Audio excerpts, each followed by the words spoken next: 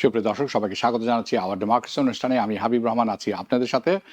আজকের অত্যন্ত গুরুত্বপূর্ণ বিষয় নিয়ে আলোচনা থাকবে, কিন্তু শুরু করতে চাই। আজ ইরানের সকালে লাখো মানুষের মিছিল হয়েছে এই ইসরায়েলের অ্যাসকেলেটিং অ্যাটাকের বিরুদ্ধে, এবং তারা প্রত্যাখ্যান করেছেন ইউএস ইন্টারভেনশনের ব্যাপারে বিক্ষোভ করছেন। এটি এমন সময় আসছে যখন ইরানের ফরেন মিনিস্টার সাক্ষাৎ করেছেন আজ তাদের কাউন্টারপার্টের সাথে ফ্রান্স, জার্মানি এবং ইউনাইটেড কিংডম। এটি হয়েছে জেনেভাতে। এবং এই কনফ্লিক্ট যে যুদ্ধ চলছে ইরান এবং ইসরায়েলের মধ্যে, এটি কিন্তু এখন দ্বিতীয় সপ্তাহে আর সেকেন্ড উইক, দ্বিতীয় সপ্তাহে চলে এসেছে। ইসরায়েল যে শুরু করেছিল এটি আনপ্রোভোকড অ্যাটাক, কোনো রকম কথাবার্তা ছাড়া, কোনো রকম কিছু ছাড়া ইনিশিয়াল অ্যাটাক শুরু করেছিল জুনের 12 তারিখে। হোয়াইট হাউস বৃহস্পতিবার গতকাল বলেছে president Trump will decide within 2 weeks, দুই সপ্তাহের মধ্যে তারা সময় দিয়েছেন তারা কি করবেন। আমেরিকাও কি সরাসরি জড়িত হয়ে যাবেন কিনা এই আক্রমণে, এবং সরাসরি আক্রমণ করবেন কিনা ইরানকে। হোয়াইট হাউস রিফিউজড, কোনোভাবেই তারা প্রত্যাখ্যান করেছেন, কোনো কথা বলবেন না যে ট্রাম্প আসলে বাইপাস করবেন কিনা, কংগ্রেসকে পাশ কাটিয়ে কাজ করবেন কিনা, এবং তার অথরিটি আছে কিনা এই ব্যাপারে, এবং সোজাসুজি তিনি কনস্টিটিউশন ফলো করবেন কি করবেন না এই ব্যাপারটিতে। হ্যাঁ, কিন্তু এটি রিকোয়ার্ড বাই কনস্টিটিউশন যে আমেরিকার প্রেসিডেন্ট এটি অ্যাপ্রুভাল নেবেন কংগ্রেস থেকে। এনিওয়ে, গত বুধবার ট্রাম্প বলেছেন হি উইল ডেলিভার উনি বলছেন যে আলটিমেটাম তার কথা তেহরানের উপর ওভার ইটস নিউক্লিয়ার প্রোগ্রাম, যেখানে অনেক রিপোর্ট আসছে। উনি বলছেন যে he would approve US war plane, উনি অ্যাপ্রুভ করে দেবেন US war plane against Iran. The head of International Atomic Energy Agency Rafael Grossi উনি বলছেন, এই সপ্তাহে বলেছেন যে there is no proof Iran is building a nuclear weapon, unquote. একটি ডানপন্থী গ্রুপ তারা বলছেন, group found by Israeli strikes on Iran have killed at least, ওই যে ইরানের যে আক্রমণ এটিতে এই পর্যন্ত ইরানি মারা গেছেন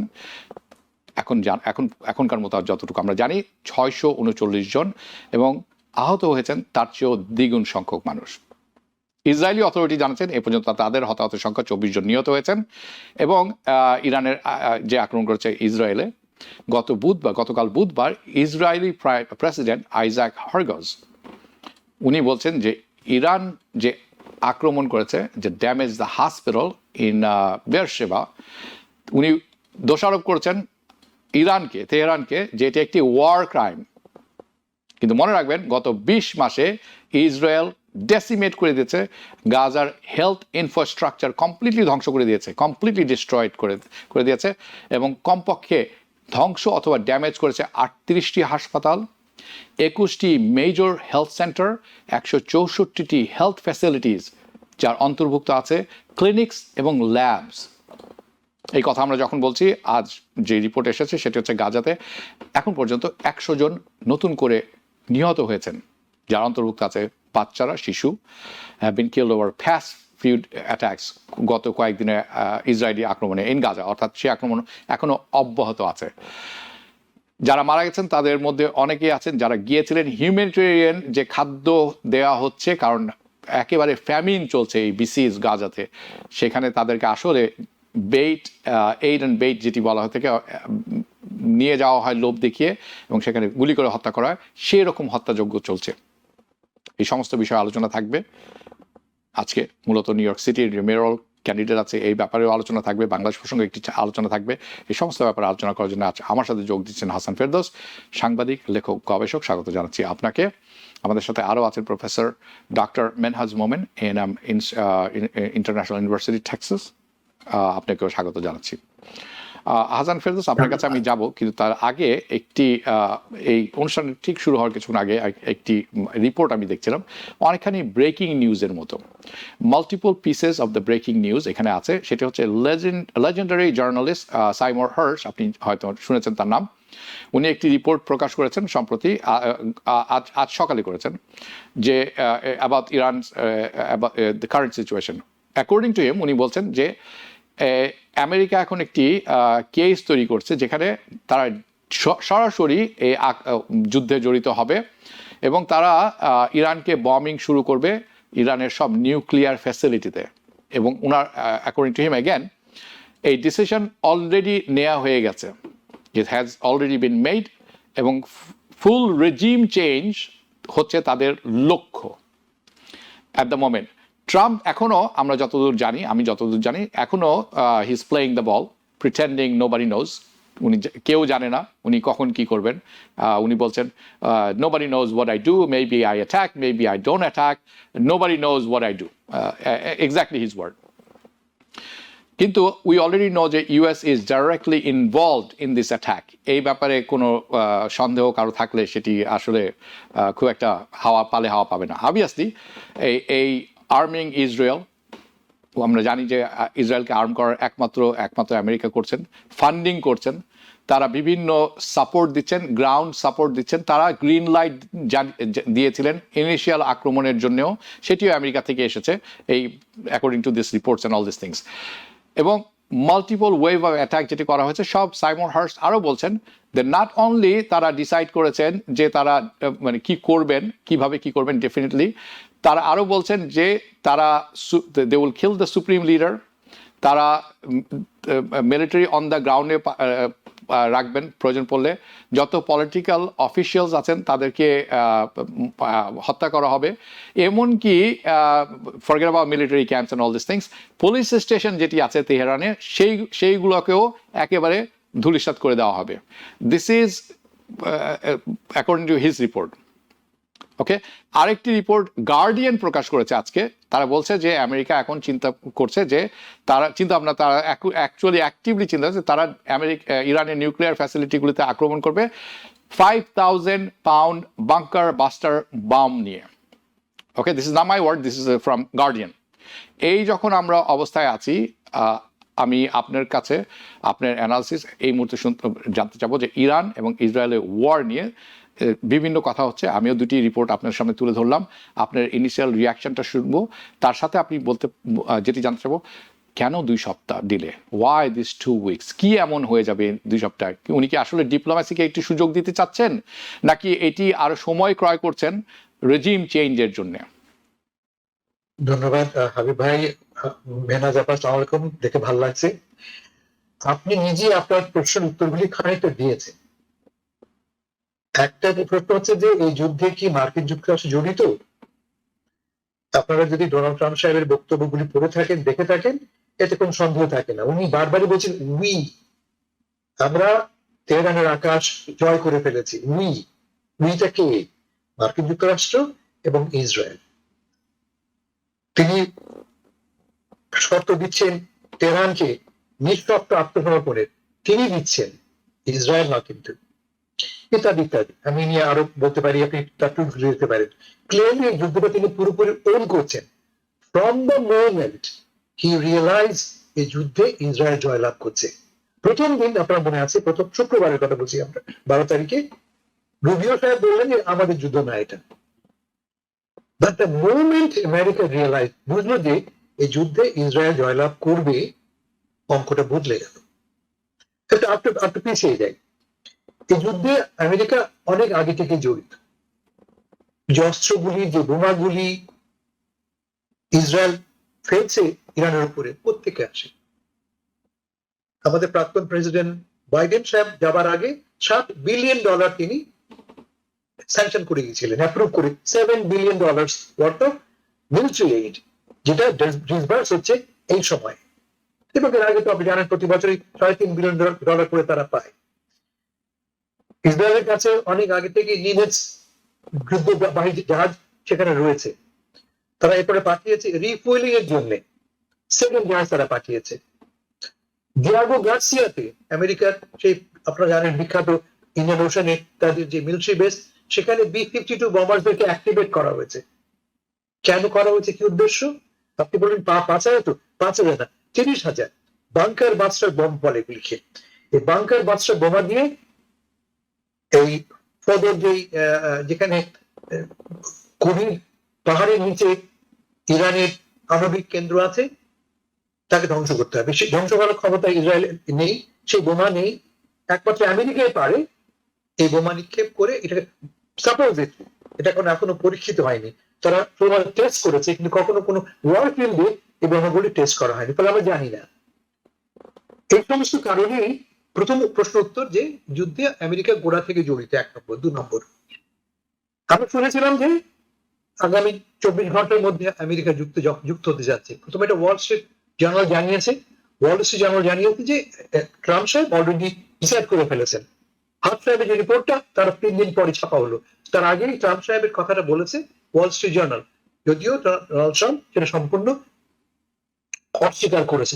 নোবডি নোজ আমি কি করবো, একটা মাত্র আমিই জানি, আমি 1 মিনিট আগেও মত বদলাতে পারি।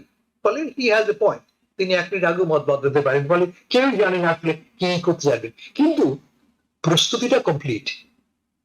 এই যুদ্ধে অংশগ্রহণের প্রস্তুতি, যুদ্ধে সরাসরি অংশগ্রহণের প্রস্তুতি পুরোপুরি আমেরিকার আছে। তবে প্রশ্ন হলো হঠাৎ কি হলো। আমি 3 দিন আগে বলেছি, আপনার টিভিতে অন্য কথা বলেছি যে আগামী 48 আওয়ার্সের মধ্যে America will take action, could take action. বদলটা কি হলো? দুটো ঘটনা ঘটেছে এর মধ্যে। এক, আমেরিকান ইসরায়েলিরা তাদের স্ট্র্যাটেজির মধ্যে নতুন এলিমেন্ট যোগ করেছে। শুধুমাত্র ইরানের পারমাণবিক কেন্দ্র ধ্বংস করলেই হবে না, রেজিম চেঞ্জ করতে হবে। যে সরকার ক্ষমতায় আছে, সকল অনিশ্চয়ের মূল এই সরকার, তাকে সরাতে হবে। এবং এই আইডিয়াটা খুব ভালো লেগেছে কোনো প্রশাসন, মার্কিন প্রশাসনের কোনো সেকশনে। কিন্তু যাদের ভালো লাগেনি তারা মনে করে দিয়েছে যে আমরা যতবারই চেষ্টা করি রেজিম চেঞ্জের, তার ফল কি হয়েছে। দুটো ভালো এক্সাম্পল আমাদের সামনে আছে, একটা হচ্ছে ইরাক, একটা হচ্ছে আফগানিস্তান। আফগানিস্তানে আমরা 20 বছর কাটিয়েছি, হাজার হাজার সৈন্য আমাদের কাছে। ইরাকে 10-12 বছর কাটিয়েছি, এখনো ফিরে আসতে পারিনি আমরা। We can win a war, but we will not win the peace. যুদ্ধ জয় করে, আমাদের তো অনেক অস্ত্র আছে, বোমা আছে, প্রভাব ফেলে যুদ্ধ জয় করতে পারি, আমরা মেরে ফেলতে পারি, আমরা আয়তন কমিয়ে। বাট হোয়াট হ্যাপেন্স দেন? এরপরে কি হবে? ইরানের প্রায় 100 মিলিয়ন লোক, 10 কোটি মানুষ, এরা সব এক কথা মেনে নেবে? এদের ইতিহাসটা কি? যেটা বলেছে আয়াতুল্লাহ খামিনি কি বলেছে? Go and read hour history. আমাদের ইতিহাসটা কি? আমরা সবসময় প্রতিহত করেছি, আমরা মাথা নত করিনি। ফলে ইয়েস, এটা প্রথম ইম্পেডিমেন্ট। সেকেন্ড ইম্পেডিমেন্ট যেটা বললাম, যে বোমাটা ফেলবো, সেই বোমাটা যে সত্যি সত্যি বাস্তবায়িত করতে পারবে আমাদের ওয়ার অবজেক্টিভ, তা প্রমাণিত হয়নি। ফলে আমি ডোনাল্ড ট্রাম্প যদি শুরু করি বোমাবাজি, এবং দেখা গেল যে আমার বোমাতে কাজ হচ্ছে না, তখন তো আমার মুখটা ভালো থাকবে, মুখ রক্ষা হবে না। For those two reasons Donald Trump সময় শেষ 2 সপ্তাহ। মিনওয়াইল যেটা ঘটেছে তা হচ্ছে ইউরোপিয়ানরা স্টেটটা, আপনারা জানেন যে যুদ্ধ শুরুর সময় থেকে বা তার আগে থেকে ইউরোপিয়ানরা কমপ্লিটলি সাইড লাইন। এমনকি নেটো মিটিং এ গেছেন, G7 মিটিং এ গেছেন, একদিন পরে বেরিয়ে চলে এসছেন, ওয়েট করেননি। কেন? তারপর জরুরি মিটিং আছে হোয়াইট হাউসে। কি মিটিং সেখানে? আপনি কি সিজ ফায়ার করতে যাচ্ছেন? Something better than ceasefire, উনি বলছেন। So what is better than ceasefire? I mean, let's speculate. Ceasefire আছে বেটার কি হতে পারে? এক, ইরানকে নিশ্চিহ্ন করে ফেলো, ইরানের পারমাণবিক অস্ত্র নিশ্চিহ্ন করে ফেলো, অথবা রেজিম চেঞ্জ করা। আমি আর তৃতীয় কোনো বিকল্প দেখি না। এই দুটো সময় মাথায় রেখে তিনি ফিরে এসছেন। যখন তিনি দেখলেন যে কোনোটাই অত দ্রুত চাইলাম আর হয়ে গেল, কোন ফাইয়া কোন নয়, দেখি একটু বিলম্ব করলেন। মিনওয়াইল যেটা বললাম, ইউরোপিয়ান র্যাব স্টেটটা, তারা এখন বলছে যে আসো আমরা লেটস গিভ ডিপ্লোম্যাসি চান্স। আপনারা দেখেছেন বিশেষ করে যে দেশগুলি একসঙ্গে ইরানের সঙ্গে চুক্তি করেছিল, জেসিপিআইএ যারা করেছিল সেই জয়েন্ট নিউক্লিয়ার ডিল, তারাই মূলত, including Russia and China, European কান্ট্রিগুলি প্লাস রাশিয়া চায়না মিলে হয়েছিল চুক্তিটা, তারা এখন বলছে যে লেটস গিভ ডিপ্লোম্যাসি চান্স। ওই শর্তে তারা পূর্ব শর্ত দিয়েছে যে ইরান পাবলিকলি ডিক্লেয়ার করবে যে তারা নিউক্লিয়ার গোল পার্সু করবে না। গতকাল মিটিং হয়েছে, আজকেও মিটিং হচ্ছে। ইরানের পররাষ্ট্রমন্ত্রী জিনিভাতে আছেন। এমন কথা বলা হচ্ছে যে ট্রাম্প সাহেব ইনভাইট করলে তারা হোয়াইট হাউস পর্যন্ত আসতে পারেন। ফলে একটা উইন্ডো ওপেন হয়েছে। মিনওয়াইল ইসরায়েল যেটা করছে, ইসরায়েল চাইছে তার এই পুরনো শত্রু, তার চোখে তার প্রধান শত্রু, তাকে সর্বাংশে নিশ্চিন্ন, তার সমস্ত বিষ দাঁত ভেঙে দেওয়া। তারা গাজা যা করেছে, যেভাবে গাজা হামাসকে নিশ্চিন্ন করার চেষ্টা করেছে, একইভাবে তারা চেষ্টা করছে ইরানে। শেষ কথা বলি আমি, ইরানের নতুন এলিমেন্টটা কি হচ্ছে? ইরানের রেজিম কিন্তু খুব দুর্বল রেজিম, পলিটিক্যালি, মিলিটারিলি, সোশ্যালি, সব দিক থেকে। দেশের ভেতরে কিন্তু প্রচন্ড ক্ষোভ আছে, আজকে থেকে না, আপনারা দেখেছেন ক্ষণে ক্ষণে সেখানে বিক্ষোভ হয়। মেয়েরা গত বছর দেখেছেন আপনারা, এক মেয়ে চুলের কি বলে হিজাব নিয়ে, হিজাব না পড়ালে তাকে ধরে নিয়ে গেছে, সে মেয়েটা মারা গেছে। সারা দেশ জুড়ে বিক্ষোভ। ফলে বিক্ষোভটা is part of American Iranian fabric. খুব দুর্বল রেজিম। তার তার অর্থ রিয়াল 50% দাম কমে গেছে, 25% তার 24% তার ইনফ্লুয়েন্স, ইনফ্লেশন 3 বছরের কম, এমন ছেলেদের মধ্যে অলমোস্ট 50% আনএমপ্লয়মেন্ট। এই অবস্থায় এই সরকারের বিরুদ্ধে বিক্ষোভ করার খুব রিয়েলিস্টিক ফ্যাক্টর গুলি বর্তমান, এবং সেগুলিকে এক্সপ্লয়েট করতে চাই ইসরায়েল। আমি তোমাকে দুর্বল করে দিচ্ছি, এখন তোমরা জাগো। বেশিরভাগ দেখেছেন আপনারা, রেজা শাহ পাহলভির ছেলে বিদেশ থেকে বসে ডাক দিয়েছে, জাগো ইরান জাগো। জি, আরো শেষ কথা বলি, আরো কথা বলি আমি, পেছন থেকে আরবরা কি করছে, মুখে তারা বলছে বটে, মুখে তারা স্টেটমেন্ট দিয়েছে, কিন্তু একটি আরব দেশও কিন্তু চাপ সৃষ্টি করেনি। একটি আরব দেশও কিন্তু বলেনি তোমার পাশে আমি আছি। কন্ডেম তারা করছে। Not a single Arab country. Even Qatar, তার বাড়ির পাশে আপনারা জানেন পাঁচ বিখ্যাত সেই গ্যাস ফিল্ড, বিশ্বের লার্জেস্ট গ্যাস ফিল্ড, যে অংশ কাতারে, এবং সেটা জ্বলছে এই মুহূর্তে, তারা পর্যন্ত ইসরায়েলের উপর চাপ প্রয়োগ করেনি। দেখুন ফ্রেন্ডস, আপনারা জানেন কাতারে আমেরিকার মিলিটারি বেজ আছে। They did not put any pressure either on Israel or on the Trump administration.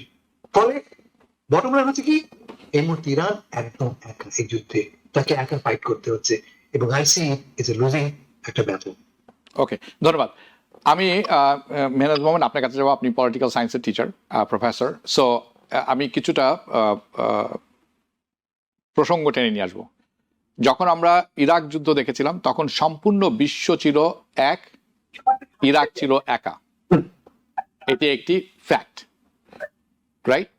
আমরা এখন যেটি দেখছি যে ইরান কিন্তু সম্পূর্ণ একা নয়, কারণ ইউরোপিয়ান বিভিন্ন দেশ কিন্তু আমেরিকার সাথে একমত নয়, ইসরায়েলের সাথেও একমত নয় এই কারেন্ট যে যুদ্ধটি আছে এটি নিয়ে। নাম্বার ওয়ান, আমরা শুনলাম হাসান ফেরদৌসের কাছ থেকে যে ইনফ্লেশন অনেক হাই, এই রেজিমের বিরুদ্ধে দেশে ক্ষোভ আছে, কিন্তু আমরা জানি যে এই ক্ষোভগুলো তৈরি করে সিআইএ, যার একটি সাম্প্রতিক উদাহরণ দিতে পারেন আপনি ভেনেজুয়েলার ক্ষেত্রে।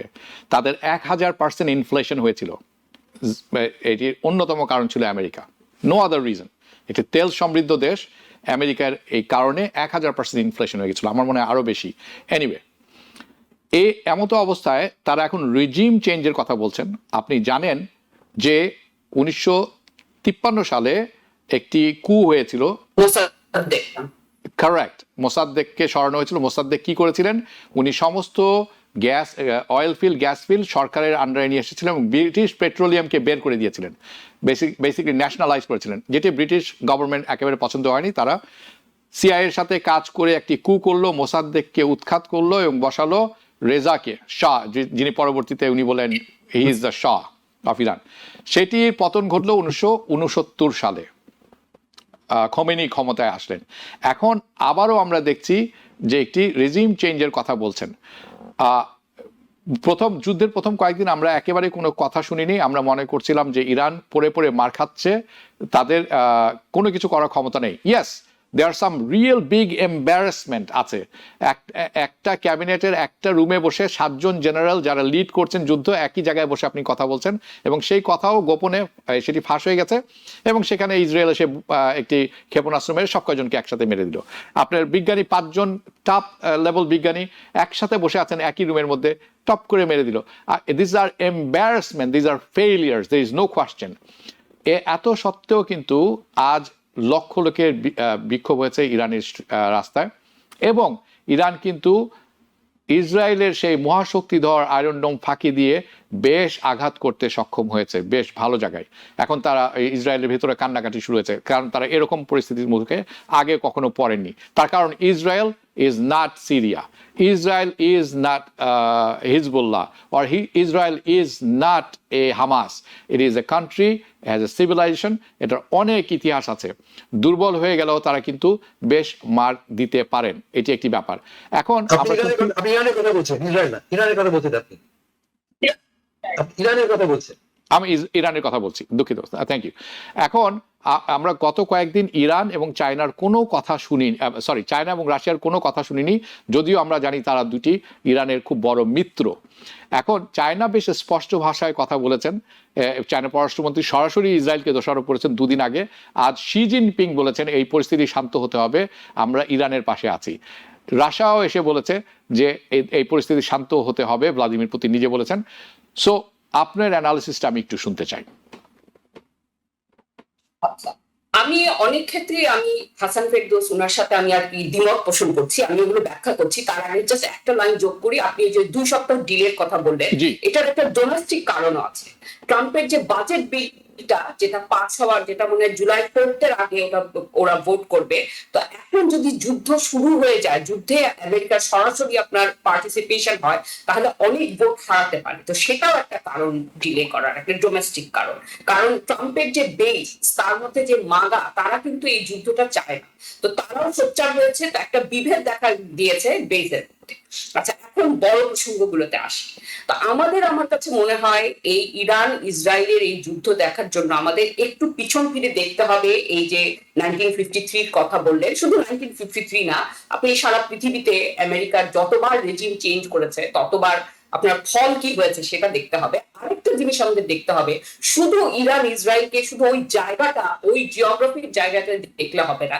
এখানে এশিয়াতে অনেক বড় একটা মানে এশিয়ার দেশগুলো, তারা আপনার এই যে ব্রিক্স করছে, তাদের একটা ট্রেড রাউট, সেগুলোর মধ্যে ইরানের একটা বড় ভূমিকা আছে। কাজে ইরান কিন্তু একা না, কারণ ইরানে আরব দেশের কথা যেটা বলেছেন হাসান ফেরদৌস, আমি একদম একেবারে একমত। হ্যাঁ, কিন্তু এশিয়ায় যে অন্য দেশগুলো আছে তাদের কিন্তু অনেক বড় স্টেক আছে। ইরানকে যদি একবার একই রকম ভাবে ফেল স্টেট করে, যেরকম লিবিয়াকে করেছে, ইরাককে করেছে, সিরিয়াকে করেছে, এটা কিন্তু পুরো এশিয়ার জন্য বিপর্যয় ডেকে আনবে।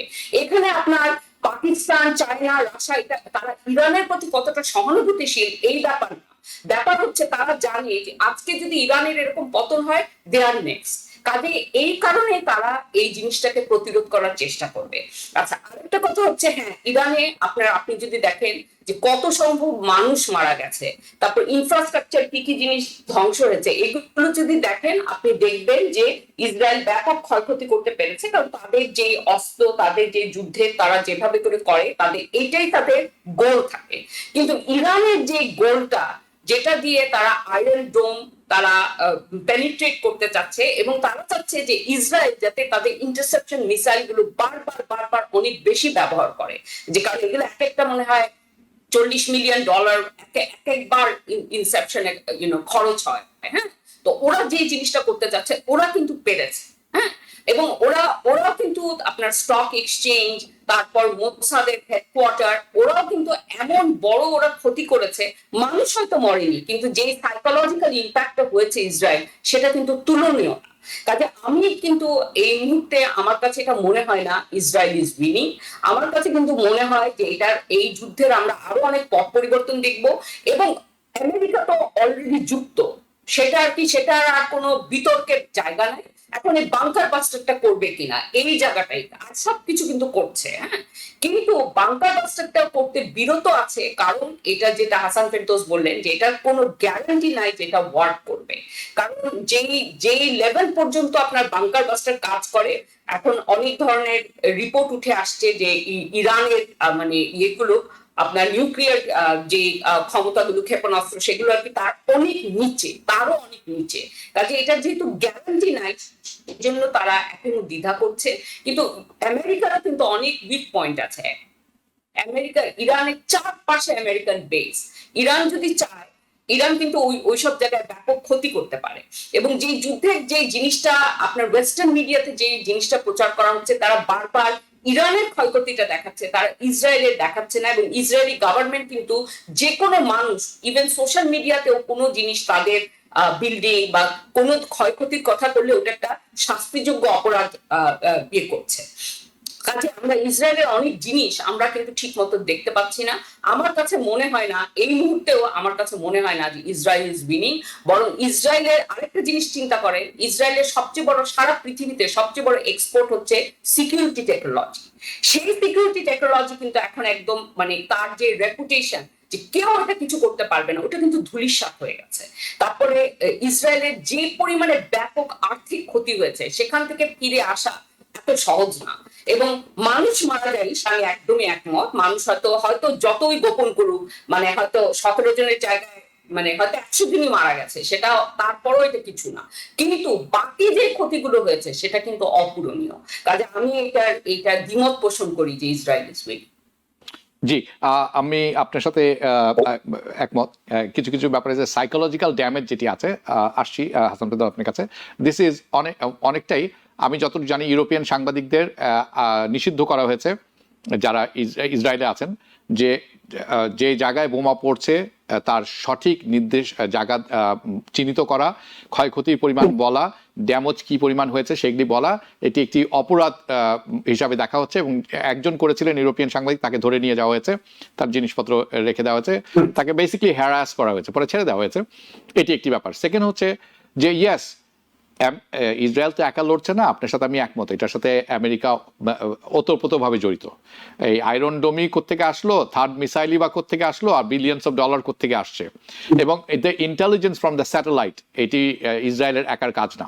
আমরা এটি 69-এর যুদ্ধেও 73-এর যুদ্ধেও দেখেছি যে আমেরিকা মানে গ্রিন লাইট দেয়, তখন ব্রিটিশ দিত, আমেরিকাও সাথে থাকতো, এবং তার সম্পূর্ণ সুযোগ নিয়ে ইসরায়েল তার আর্মির ক্যাপাসিটির এবং তার যে basically Israel is a country as a ravage dog.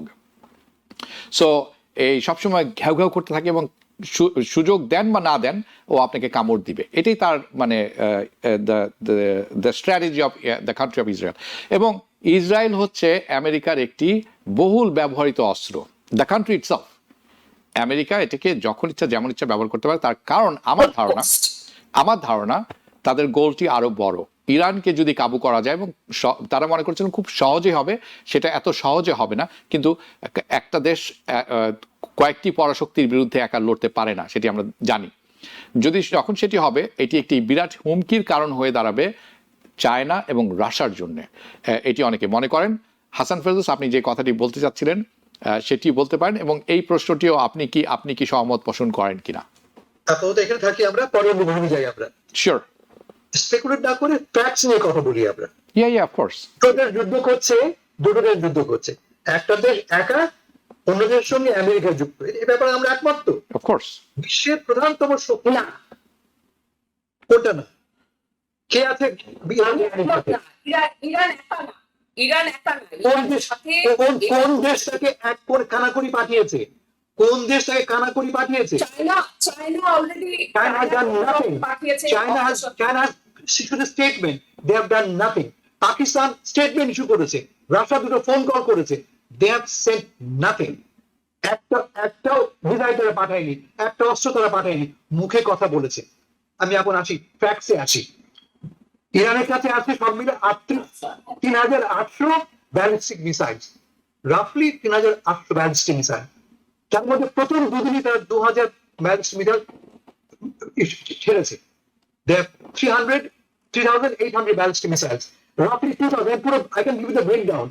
Roughly 2,000 drones, serious drones, useful drones. Another 1,000 drones, যেটা খুব weak drones. দেখে থাকেন যে এখন কি করছে ইরান, 15টা 20টা 5টা করে তারা পাঠাচ্ছে ব্যালিস্টিক মিসাইল। প্রথম ধাক্কায় তারা more than 100 পাঠিয়েছে, নেক্সট ডে পাঠিয়েছে 80টা। ওকে, গ্র্যাজুয়ালি নাম্বারটা কমে এসেছে। হাসান ফেরদৌস, facts. আপনার এই কথাটা শোনা আমাদের জন্য খুবই জরুরি, কিন্তু আমাকে একটু বিরতি নিতে হচ্ছে। প্লিজ, আপনি কিন্তু ভুলে যাবেন না, এখানে এসে আমরা শুরু করব। আমাদের হচ্ছে ছোট্ট একটি বিরতি, দর্শক আপনারা যাবেন না কোথাও। বিরতির পর পুনরায় স্বাগত জানাচ্ছি। আমরা চলে যাব মূল পর্বে। হাসান ফেরদৌস, আমরা আপনার কাছে শুনছিলাম, চলুন সেখান থেকে শুরু করি। আমি বলার চেষ্টা করছি যে সম্পূর্ণ অসমান যুদ্ধ, সমান সমান যুদ্ধ হচ্ছে না। অবশ্যই অবশ্যই। ইসরায়েল টেকনোলজিক্যালি বিশ্বের সবচেয়ে অ্যাডভান্স মিলিটারি টেকনোলজিক্যালি, তার সঙ্গে যুক্ত কে আছে? মার্কিন যুক্তরাষ্ট্র, বিশ্বের 1 নম্বর পরাশক্তি। জাস্ট কম্পেয়ার করি ইসরায়েল এবং ইরান, দুটো দেশের মধ্যে। ইসরায়েলের জিডিপি পার ক্যাপিটা 52,000, ইরানের 4,000। গ্লোবাল র্যাঙ্কিং ইসরায়েলের 28, ইরানের 47 বাজেট। ইরানে 389 বিলিয়ন, ইসরায়েলে 525 billion, completely uneven. On top of that আমরা এখন আছি মার্কিন যুক্তরাষ্ট্র, যে বরাবর ইরানের সাথে আছে। সঙ্গে যুক্ত করুন আপনি কোন যুদ্ধই, মানে প্র্যাকটিক্যালি যুদ্ধটা যদি ইন্ডিয়ার সঙ্গে বাংলাদেশের যুদ্ধ হয়, স্পিরিট দিয়ে লক্ষ লোক এনে আমরা মিছিল করতে পারি আমরা, কিন্তু যুদ্ধ তো হয় অস্ত্র দিয়ে। আমি একটু আগে আপনাকে বললাম ইরানে, এবং মাথা রাখবেন এটা কমপ্লিটলি এরিয়াল ওয়ার, কোনো no boots on the ground, complete 2000 kilometre দূরে থেকে অস্ত্র পাঠানো হচ্ছে, 2000 কিলোমিটার দূরে থেকে। কেমন? অক্টোবরের কথা মনে আছে? অক্টোবরে কি হয়েছিল? অক্টোবরে ইসরায়েল আক্রমণ করলো, ধ্বংস করলো, তার জবাবে ইরান কি করলো? রাফলি তারা 200 ড্রোন পাঠিয়েছিল, not a single drone landed inside Israel. কারা ভাঙলো সেগুলি? ইসরায়েল তো ভেঙেছেই, যুক্তরাষ্ট্র, জর্ডান অ্যান্ড ফ্রান্স। তাদের সমুদ্র এলাকায় তাদের নিজস্ব জাহাজ ছিল, মানে এবং আরো ইন্টারেস্টিংলি ইরান নিজে আগে থেকে অ্যাডভান্স ওয়ার্নিং দিচ্ছে, আমি পাঠাচ্ছি কিন্তু drone. You know what is drone? Drone is slow moving aerial vehicle, slow moving. কারণ আপনি নিজে থেকে বসে আপনি তাক করে ভাঙতে পারেন, মিসাইল নয়। Drones are slow moving vehicles and they can be easily destroyed. They can be easily destroyed. এবং given the triple tier air defense that Israel has, triple tier, not only Iron Dome, তারা আরো দুটো system তারা ব্যবহার করে, ফলে penetrate করা খুব সহজ হবে। আমি যেটা বলার, আমি বলছি না, আমি খুশি না যে ইরান আক্রান্ত হয়েছে, আমি বলছি বাস্তবতাটা কি।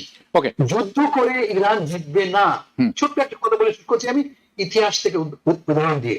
1973, ইউ মাইট আপাতত মনে থাকতে পারে, হাবি ভাবিয়ানা মনে আছে কিনা, 73-তে 19 দিন যুদ্ধ করেছিল ইসরায়েল এবং ইজিপ্ট। 1973, 19 days। এবং সেই যুদ্ধে তারা সাইনাই দখল করে নেয়। They got back Sinai, the closest that Arab countries ever got into Israel, closest. তখন জানেন কিসিঞ্জার কি বলেছিল সাদাতকে? Stop if you don't, আমি নিউক্লিয়ার বোমা ফেলবো। That came from Kissinger. That may come from our president. একই কথা তিনি বলতে পারেন, ইসরায়েল হারবে এমন কোন সম্ভাবনা থাকলে America will not let this happen. আমি আপনার সাথে দ্বিমত পোষণ করছি না। আমি একটা জিনিস খুব দ্রুত যোগ করতে পারি, যুদ্ধের টেকনোলজি কিন্তু অনেক চেঞ্জ হয়ে গেছে। না হলে আমরা ইয়েমেনের মতো দেশকে আমরা দাঁড়িয়ে থাকতে দেখতাম না। ইয়েমেন খুব $10,000 তাদের অস্ত্র দিয়ে তারা একদম $1 মিলিয়ন আপনার ক্ষেপণাস্ত্রের কে ভাঙতে পারে। তো যুদ্ধের টেকনোলজি এখন কিন্তু ইরান যেই সমস্ত মিসাইল গুলো পাঠাচ্ছে সেগুলো টেকনোলজি এগুলো কিন্তু অনেক উন্নত, এবং সেই কারণে আমি বলছি, আপনি যে হিসাবগুলো দিলেন আমি সেগুলোর সাথে একমত, কিন্তু এরপরও টেকনোলজিক্যাল অনেক চেঞ্জ হয়েছে, সেগুলোকেও কিন্তু কনসিডারেশনে নিতে। রাইট। আমি দুজনকেই একটু পরিসংখ্যান দিই। Hasan Ferdous, excellent work with the numbers, they are true. কয়েকটি ব্যাপার খেয়াল রাখা উচিত। আপনি যেটি বলছিলেন ইসরায়েলের শুধু আয়রন ডোম না, আয়রন ডোম হচ্ছে প্রথম স্তরের, এরপর আছে তাদের ডেভিড স্লিং, এবং তারপর আছে থার্ড মিসাইল। থার্ড একটি $40 মিলিয়ন, এটি ব্যালিস্টিক মিসাইল থামাতে পারে, কিন্তু এটাও মেল ফাংশন করে সময় সময়। যেটি লক্ষণীয় বিষয়, দু দেশের মধ্যে আকাশ পাতাল পার্থক্য। তার কারণ হচ্ছে Israel is nothing but extension of America in a lot of ways. এটি অস্বীকারযোগ্য নয়, এটি সবাই জানেন। এটি অসম যুদ্ধ, সেটিও সবাই জানেন। কিন্তু যেখানে লেবানন আছে, যেখানে সিরিয়া পড়ে পড়ে মার খেয়ে ধ্বংস হয়ে গেল, একটি ঢিলও ওপারে যে ফেলতে পারেনি, এটি একটি লক্ষণীয় ব্যাপার। সেখানে কিন্তু এই অসম যুদ্ধ, যেখানে অনেক পিছনে পড়ে আছে ইরান, শুধু পিছনে না অনেক পিছনে পড়ে আছে টেকনোলজিক্যালি, এবং তারা স্যাংশনে আছে আমার মনে হয় 70-80 বছর, আমি I don't know, maybe 50-60 years.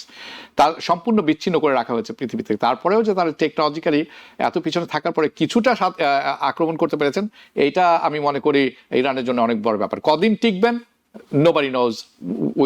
I don't have a big confidence about this. I will be very honest. Habib ভাই আমি একটা কথা বলার চেষ্টা করছি, আমি বলছি না যে ইরান হেরে যাক, আমি শুধু বলছি যে ফলস ন্যারেটিভটা তৈরি করা হচ্ছে, একটা ফলস ন্যারেটিভ তৈরি করা হচ্ছে, তা হচ্ছে কি ইরান মহা যুদ্ধ করছে এবং ইসরায়েলকে ধ্বংস করে দিচ্ছে। না সেটা তো সত্য নয়। আমরা জানি যখন যুদ্ধ শুরু হয়, আমরা যখন প্রথম জিনিস অ্যাপ্রাইজারের কথা বলছি আমি, রিয়েলিস্টিক হচ্ছে যে যুদ্ধটা আমেরিকা করছে, যার সঙ্গে যুক্ত আছে ইসরায়েল, মধ্যপ্রাচ্যের সবচেয়ে পাওয়ারফুল দেশ, তার সাথে ইরানের একা যুদ্ধ করে পেরে ওঠার কথা না। আমার মনে হয় না কেউই আপনার সাথে কেউ দ্বিমত পোষণ করবে আপনার সাথে এই ব্যাপারটিতে। করেছিলেন শুরুতে করেছিলেন, ক্রমান্বয়ে শুরু বলতেছেন। কে কার কথা বলছেন আপনি? আপনারাই। আপনি ভুল বুঝেছেন অথবা না, আপনি ভুল বুঝেছেন, ইদার আপনি ভুল বুঝেছেন অথবা ভুল শুনেছেন। না ইদার ভুল শুনেছেন অথবা ভুল বুঝেছেন হাসান ফেরদৌস। আমি ওকে, লেটস calm the situation. আমার মনে হয়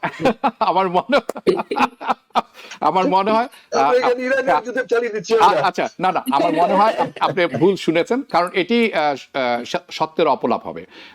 এটি অসম যুদ্ধ, এই ব্যাপারে তো কেউ যদি দ্বিমত পোষণ করে তাহলে তো আমার মনে হয় যে আপনি সত্যের পৃথিবীতে বসবাস করেন না। কিন্তু আমরা এও জানি যে যুদ্ধের প্রথম ভিকটিমটা হচ্ছে সত্য, দ্য ফ্যাক্ট, দ্য ট্রুথ, এটা অবস্কিউর করা হয়। ওকে, আমরা একটু পরিস্থিতি প্রসঙ্গ পরিবর্তন করি। Hasan Ferdous, Pakistani army chief in DC কেন? এই উত্তর আমার জানা নেই, কারণ তারা কেউ বলেননি, কোন পক্ষ থেকে স্পষ্ট করে বলেনি তা কেন এসে।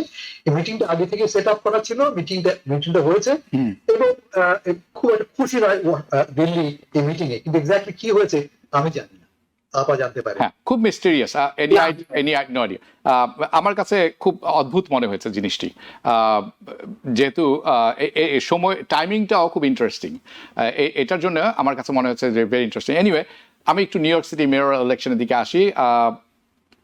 আমি জানি যে মেহনাজ মোমেন আপনি নিউ ইয়র্কে থাকেন না, আপনি থাকেন টেক্সাসে, কিন্তু তারপর আমি আপনাকে দিয়ে শুরু করছি। এই ইলেকশনটা একটু খুব ইন্টারেস্টিং হয়ে দাঁড়িয়েছে। Andrew Cuomo establishment, Andrew Cuomo সাবেক গভর্নর, রাইট, এবং পারিবারিক সূত্রে powerful, he knows all the lobbies এবং লবির সাপোর্টও পাচ্ছেন।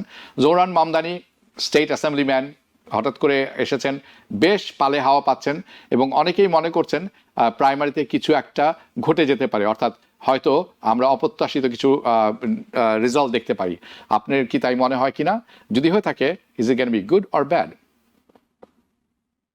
দেখে মনে হচ্ছে এখন মামদানি ভালো করা শুরু করেছে, কিন্তু এটা এখনো মার্জিন অফ এরারের মধ্যে। কিন্তু আমি মামদানিকে আমি যতটুকু তার পড়েছি দেখেছি আমি খুবই মুগ্ধ, কিন্তু আমি এই কারণে ভীত, কারণ ডেমোক্রেটিক পার্টি সবসময় তার যে প্রগ্রেসিভ যে ক্যান্ডিডেট থাকে তাকে একদম ধ্বংস করে। এটা ডেমোক্রেটিক পার্টি নিজেই করে, এটা রিপাবলিকানদের করতে হয় না।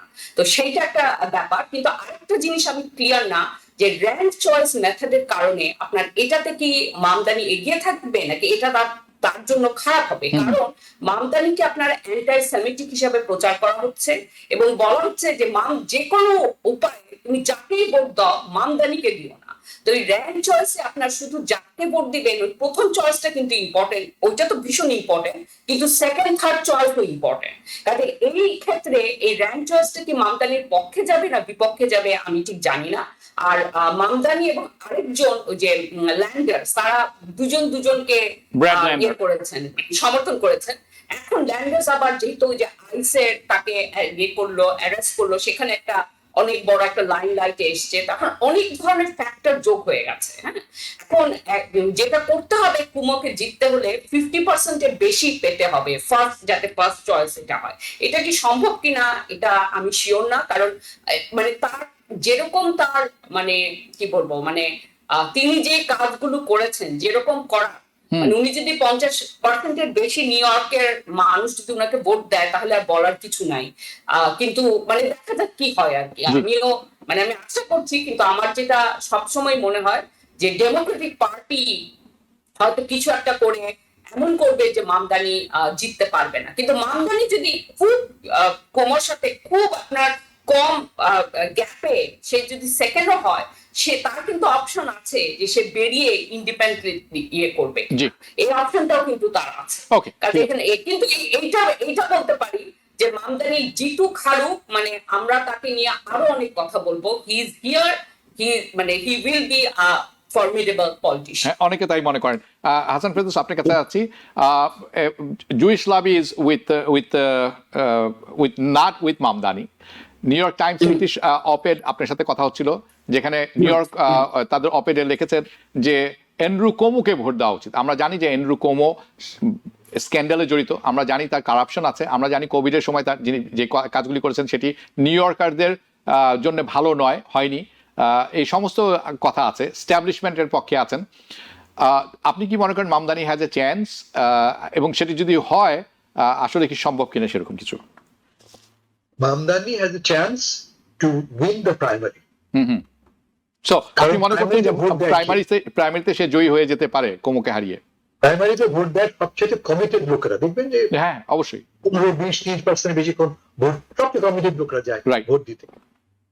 এবং এই কমিটেড লোকদের ভোটে কিন্তু এই মুহূর্তে দুটো পোলে দেখতে পাচ্ছি আমরা মামদানি 4 এবং 3 পয়েন্ট এগিয়ে আছেন। জি, পোলে নয়, এই দুটো পোলে দেখতে পাচ্ছি আমরা তিনি এগিয়ে আছেন, একটা ডেমোক্রেটিক পার্টি, একটা অবজেক্টিভ পোল। তো এদের ভোটে কোয়াইট লাইকলি। জি, কিন্তু আমি আপনার অনেস্টলি বলি, এই লড়াইটা হচ্ছে অনেকটা ইরান বনাম ইসরায়েলের মধ্যে। একদিন হচ্ছে আমাদের আইডিয়ালিজম, আরেকদিন হচ্ছে reality. What is the reality? যেই মুহূর্তে মামদানি জিতবেন, ইমাজিন করেন মামদানি জিতে গেছে প্রাইমারিতে, he is a Democratic party candidate, everybody else in New York City will gang up against him. Yeah, I agree. Not just Jewish lobby, সম্ভাবনা খুব বেশি। কারণ নিউ ইয়র্ক সিটির ডেমোক্রেটিক পার্টির একটা অংশ মাত্র প্রগ্রেসিভ, তাদের ভোটে জিতবেন Mamdani. But what about the rest? Mamdani primary voting base kara? Democratic Party, progressive winger. Not the African Americans, not Hispanics. যারা ডেমোক্রেটিক পার্টির মেইনস্টে প্রধান শক্তি যেই দলের, যারা গত নির্বাচনে দেখেছি আমরা ট্রাম্পকে ভোট দিচ্ছে, আপনার মনে হতে আছে ট্রাম্প 7 পয়েন্ট গেইন করেছে নিউ ইয়র্ক সিটিতে, 7 পয়েন্ট গেইন করেছেন তিনি এই শহরে, 23 থেকে 30% তিনি গেইন করেছেন। এরা কাকে ভোট দেবে? আজকে নিউ ইয়র্ক টাইমস লেখা ছাপা হয়েছে, ক্যাথরিন পার্কার একটা লেখা লিখেছেন, will New York choose a Muslim?